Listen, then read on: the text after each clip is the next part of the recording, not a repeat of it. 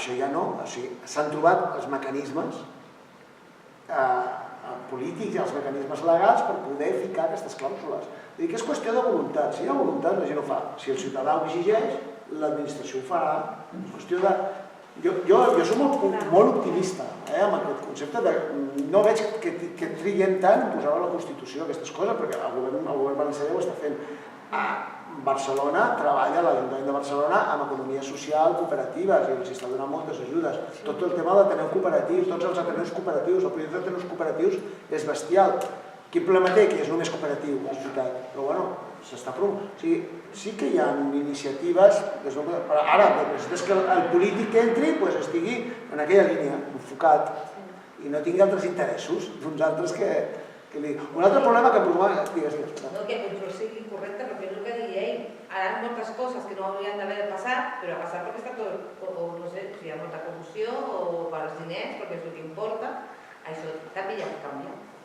Que es pugui aplicar tot això. Perquè és el que dius tu, dona els puntets, per qui dona els punts i qui controla que això sigui veritat. Nosaltres, els punts te'ls dones tu, segueixes un manual i després nosaltres tenim un grup de gent que audita a nivell internacional i miren que el que ha dit aquest senyor és veritat. A mi el que em preocupa més és el que ha comentat ell de la credibilitat. Si tu no tens credibilitat, tens un problema, perquè en el món tu hi has de creure. Algú hi ha que és veritat en el món. Però si no... En telediari, ja no s'hi pots creure. Ja, però algú hi ha que has de creure, perquè si no, perquè està allà. Ja no sabeix de res. Per creure, jo què sé, que ho has posat em sembla molt bé, però el canvi tindria que ser molt més profund. Perquè jo segueixo pensant que quan vosaltres poseu està bé, però en veritat tot això ho agafaria un sistema de poder i ho convertiria en mentida. Segueixo dient, si això per exemple tingués èxit, segurament les grans empreses, els grans lobbies, serien els que acabarien tenint les millors notes o aquestes estadístiques que vam posar. Per què? Perquè el sistema no el canviaria per veritat, ja hauria de canviar. I si canvia el sistema, llavors ja no faria falta ni això. En les lleis que tenim, segurament, tindríem una societat molt més justa. La manera de canviar-ho és canviar-ho nosaltres, les bases.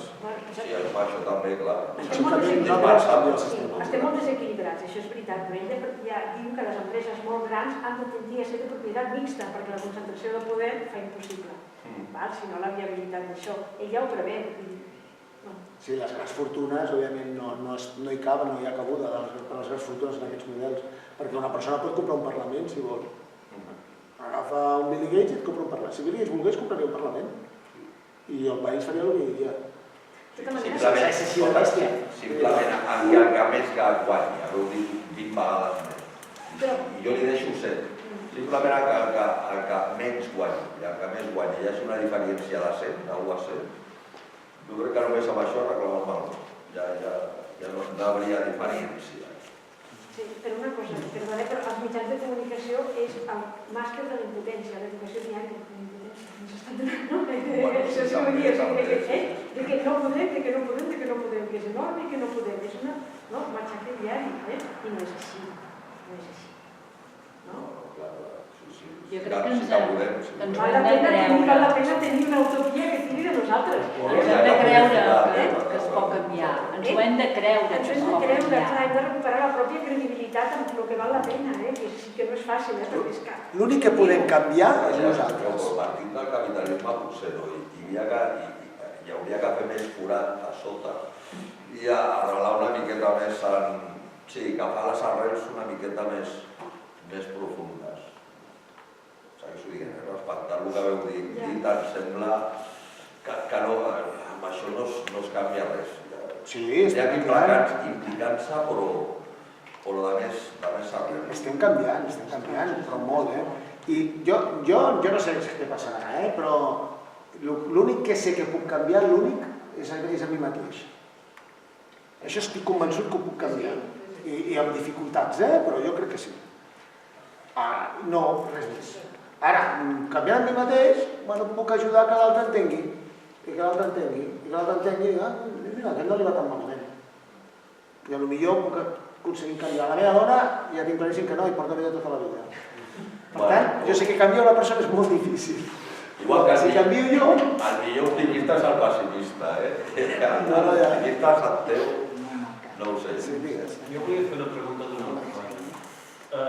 Suposo que això també és aplicable a les entitats del tercer sector, com pot ser, no sé, Creu Roja, Intermón i tot això.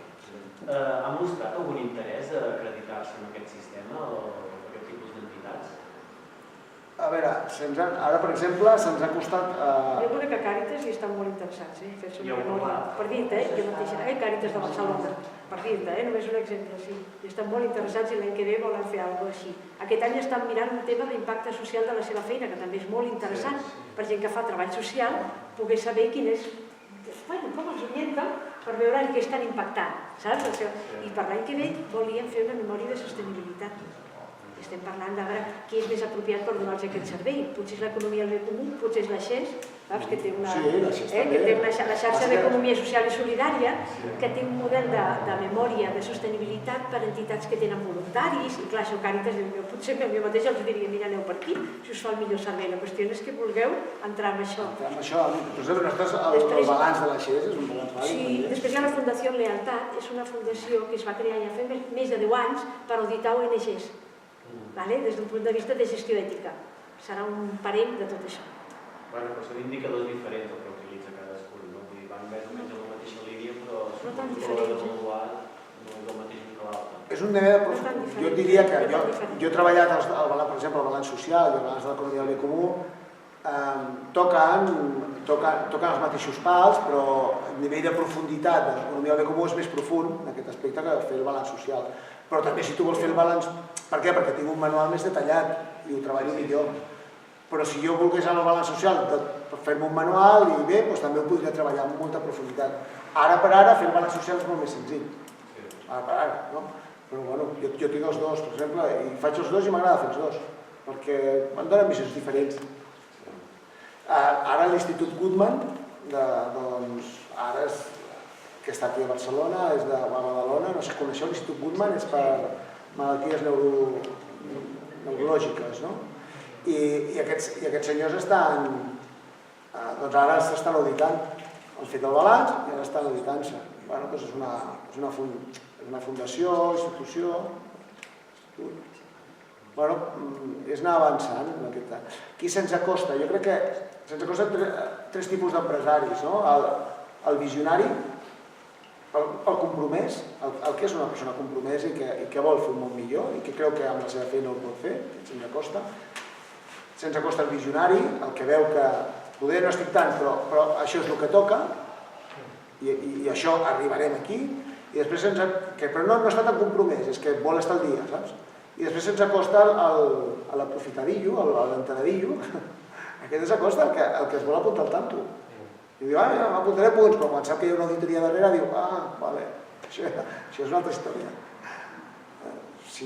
Aquest és l'avantatge, està auditat, això és una cosa que no tens en altres informes, el balanç social no està auditat, el GRI no està auditat, moltes que no estan auditats, i per altra banda tens el tema que és sistèmic, és holístic, és a dir, quan parlem de sistèmic és que jo he treballat en responsabilitat social corporativa i que et trobes que és un departament que està aïllat, és com el de recursos humans, i aquest fa feines, fa coses, però si baixa el pressupost, baixen les accions que fa.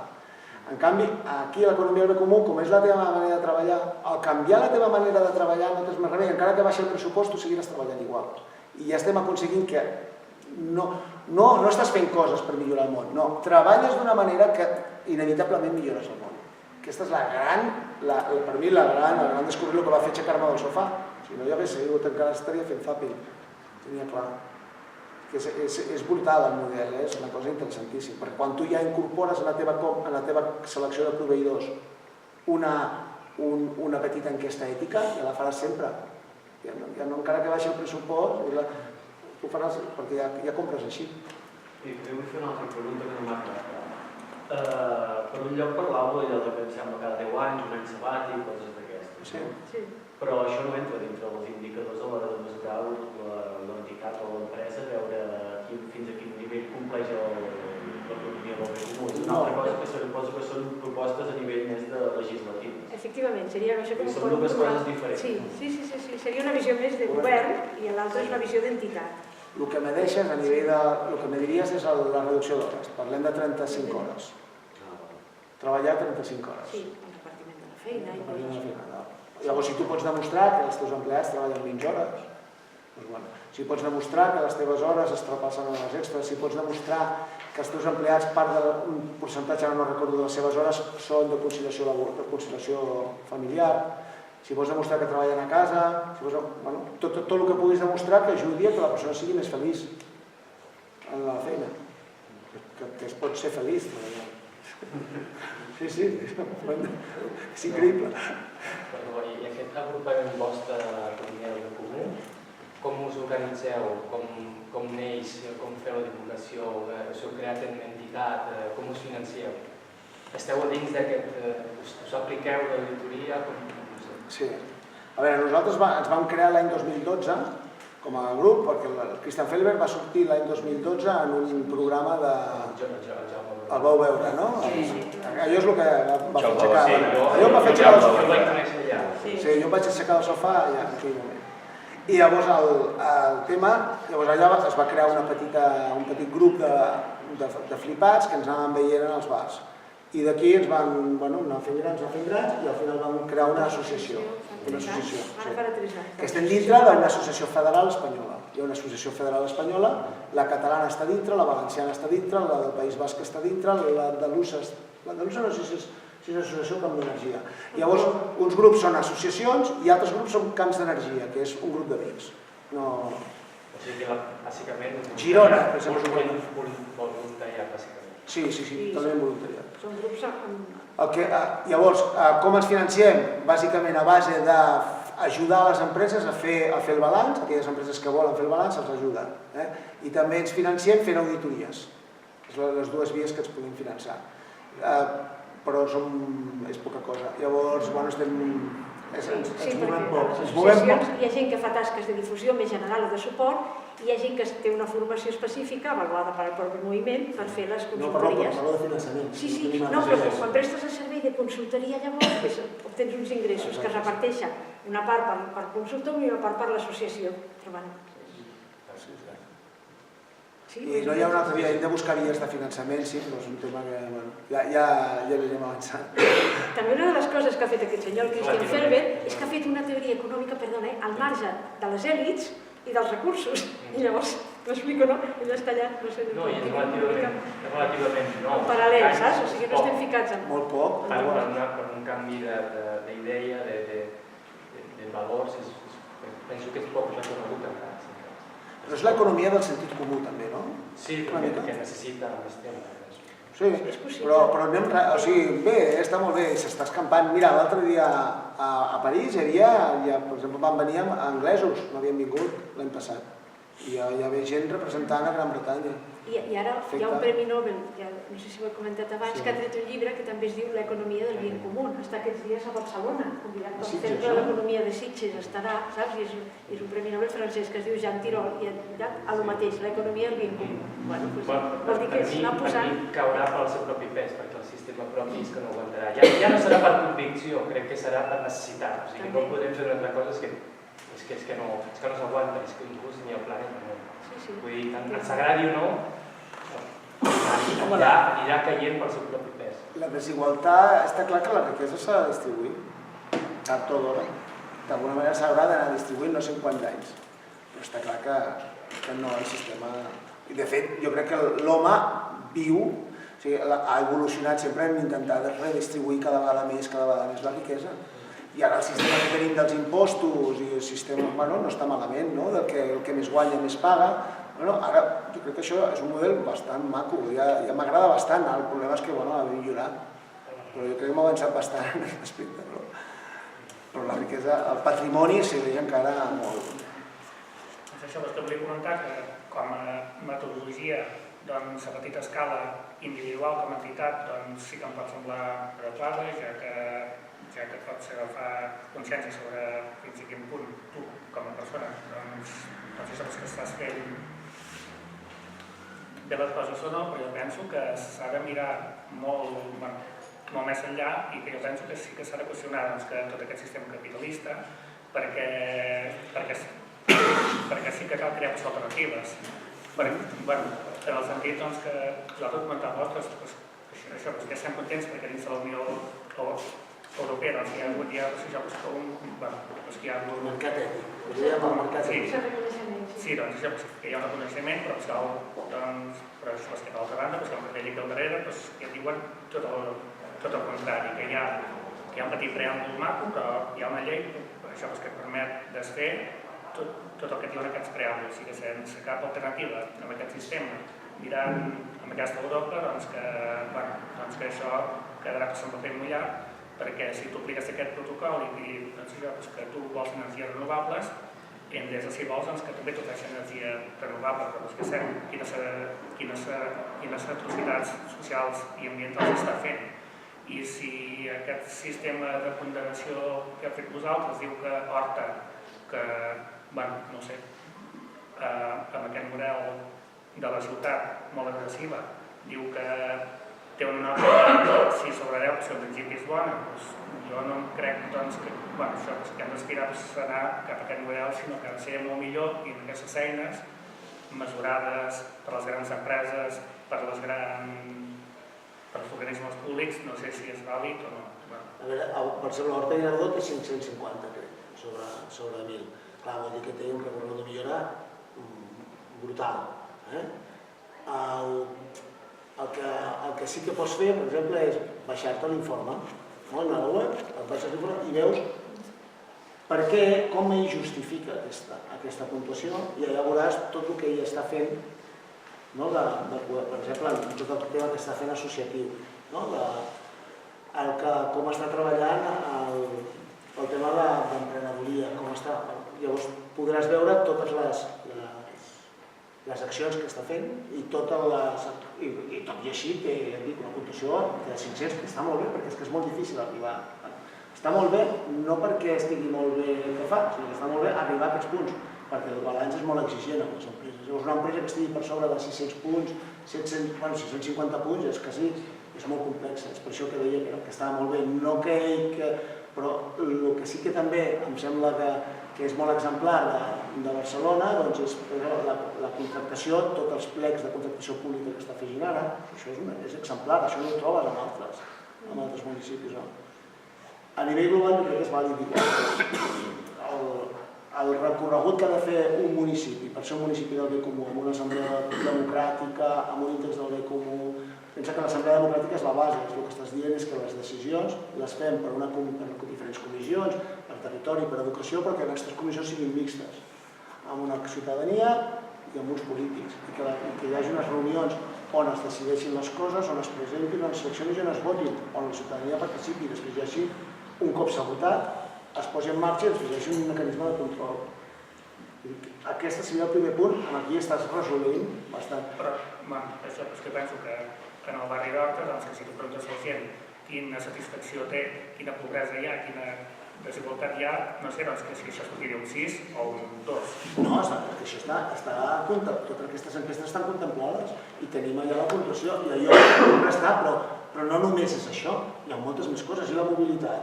I és que és immens. Llavors, tot això és el que s'aboca i es treballa, es fa de forma consensuada. Però que segueix havent injustícia, que segueix havent desigualtat, clar, això... Però no vol dir que per això no s'estiguin fent altres coses molt bé, no? No, clar, és que ja és això, però ella ha fet l'informe del municipi, que és el que ha fet Horta Guinardó, que és el que ella estava explicant, però una altra cosa és l'assemblea democràtica, que és un altre procés per involucrar tota la gent del territori a que opini i a que participi, i això no s'ha fet, per exemple, en el cas que s'ha posat en Però hi ha el pla de barris, tenen... Però hi havia 4 o 5 punts i ha fet l'altre de la representativitat, en aquest moment no està cobert. Seria el que respondria potser a la teva pregunta, oi? Quina és la percepció? Això ho trobaràs a la columna 5. És un altre punt. Això està a la columna 5, ciutadania. Allà veus la participació, tenen un pla de barris, tenen associacions, fan consultes, no és pressupost participatiu, però sí que hi ha una part d'accions que es poden transformar en pressupostos, que ells decideixen a on s'invertiran, o sigui, prioritzen les accions. No toquen el pressupost, però prioritzen les accions. Que això és una cosa que els hi van dir, per què això no ho valoritzeu, perquè es vegi a nivell de pressupost, perquè així pots tenir un indicador de percentatges. Vull dir que tenen temes, vull dir, no és una... Tenen tot el portal de transparència i de participació, no sé, jo estic donat d'alta, rebo els meus correus per si vull participar. El problema és que participa poca gent, això és cert, perquè som una democràcia poc madura i això ho hem d'assumir. Però té publicitat, la gent coneix el tema? L'ha fet conèixer, en aquest cas, a Horta Guinardó? Ara tenen un pla, una de les accions és fer difusió d'això i ara està treballant.